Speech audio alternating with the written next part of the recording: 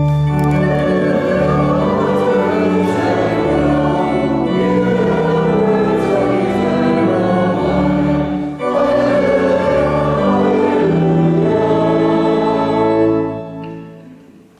gospel this morning is the Gospel of John in the 14th chapter.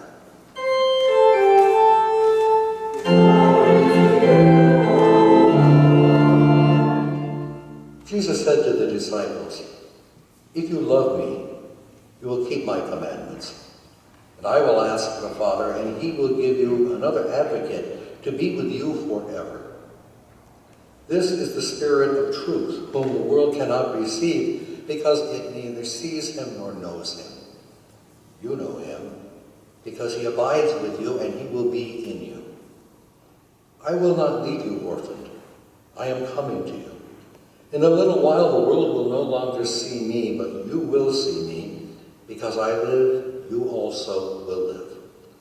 And on that day you will know that I am in the Father, and you in me, and I in you. They who have my commandments and keep them are those who love me. And those who love me will be loved by my Father. And I will love them and reveal myself to them." The Gospel of the Lord.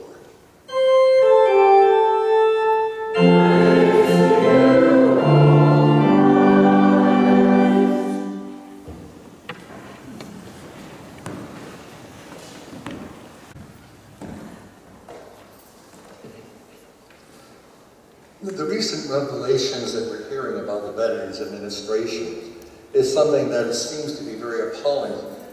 Promises are made for those who go into the service, and as the saying goes, the promise made is a debt unpaid. And so we're discovering that some of those debts remain unpaid. As I listen to the news, I'm reminded of that time in my life when, as many of you know, having been a Franciscan friar, I decided to leave. And once I did, one of the first things I had to do was sign up at the draft. It was 1968, in the middle of the Vietnam War. It was not a popular war at all, and so I went down to the draft board. And I sat in a room with many other young men, all of us quite nervous, waiting our time to be interviewed. And so when the time arrived and I walked in, and this man looked up at me, then looked down, he said, "Sit down." And the first thing he said, "Date of birth, 6/14/42. He said, "Oh, so you're 26 years old in 3 weeks." I said, "Yes." And he said, "Well, how have you been looking at me?" And he said, "You're too old." It never occurred to me that 26 was too old for anything. Part of me was somewhat insulted. But then at the same time, I knew I wouldn't be drafted. I wouldn't go to Vietnam. And so I left the room looking at all these young men who probably were younger than me, and they would be drafted. And it occurred to me that because I wasn't, someone else was going to take my place. If not me, then it had to be someone else. And by virtue of 3 weeks, I did not go and somebody else did.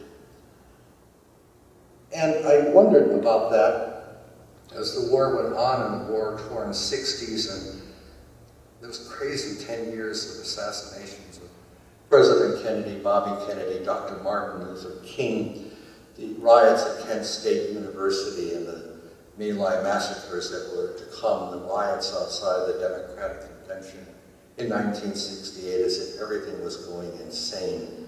And in the midst of that, I kind of got taken up by whoever it was who took my place, purely by virtue that I was, quote, too old.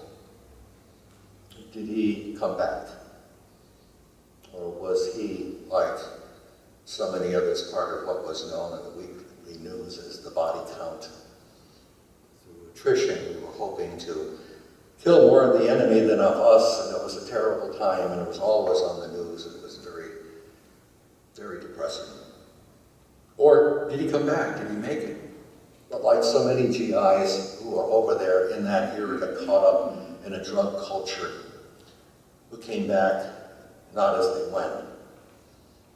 And as recently as 4 weeks ago, I did see someone on the side of the street with a sign saying, Vietnam vet, homeless. And it is far too many of those folks who are still out there.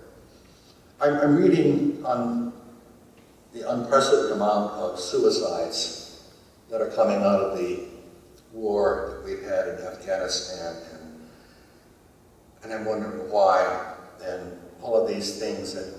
And then for those people who come back that are so damaged, PBS has an awful lot of, you're talking to me? Hope you're in agreement. But it's a mess. And it's Memorial Day, and I know that perhaps, my penchant is to stick to the gospel, but you can't ignore Memorial Day because it is the one secular holiday, I think, of the year that comes close to being religious or is somehow sanctified by people who somehow give up their lives for the safety of us in some shape or form. And as a result, I remember seeing for the first time in Arlington the stunning look of those grave markers at Arlington Cemetery. And I'm thinking I'm standing there simply because somebody else did something for me.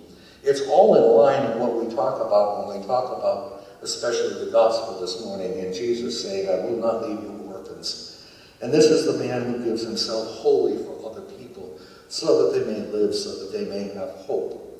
And in the midst of all of that, it seems to be another side of the world that is confronting everything that I have confronted when I think about war and the casualties and the people who come back who are no longer whole, who come back to wives who don't even know who they are anymore. And I'm thinking about the many funerals I did in Cromwell, Connecticut at the Veterans Administration Home. Men who became, as they called it at that time, shell-shocked, who turned to drugs, who turned to alcohol, whose families left them and said, we will have no more of this. And so they come to this VA home and they talk about the war because the other people who live there are the only ones who understand what they went through. And the last one I did, in which not a single family member was there, and he was only 65. So it was me, funeral director of the home, and the three men who came to shoot rifles in the air and play taps. And he dies alone, somebody who stood in my stead. And the shocker was that he was sharing my birthday, except that he was 18 years younger than me. And so off to war he went in the Second World War. I think we all have our stories of all of this, the great phenomenon of what war does, and it never seems to cease. We don't know what Russia's going to do in terms of the Ukraine. There are elections going on, and over again, countries rise and then they fall back.